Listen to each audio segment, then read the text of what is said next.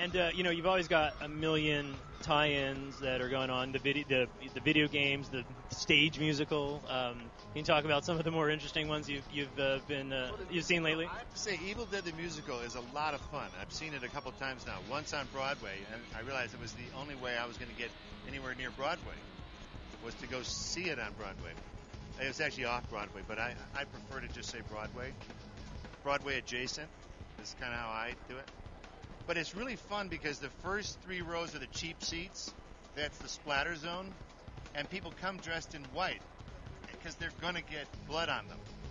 And it's really awesome. One couple came in a white tuxedo. A guy in a white tuxedo. And he was pink by the time he left. It was a beautiful thing. Lots of audience participation. It's a really clever stage show. I mean, they're chopping limbs off and blood is flying and they're grinding people up. And they amalgamate all 3 movies.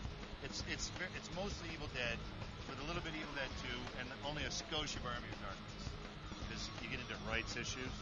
So that kind of just it stayed alive. It's still playing in Toronto now. I guess it's in South Korea. It's huge. So watch out, Belgium. Here comes Evil Dead the musical. But musicals are weird. Live theater is weird because no one remembers it. I made a movie, almost 30 years now, Evil Dead, and because it's a piece of film, no one ever forgets it, unless it's a forgettable movie. But theater, these poor bastards, the guy who's playing Ash every night, it's like, he's being me every night, and no one will remember. But he's doing a great job. Great job.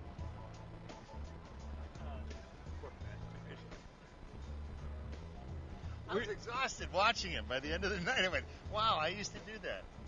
Only once. He does it 5 days a week. And a matinee, I'm sure, on Saturdays. That one probably sucks because he's wiped out.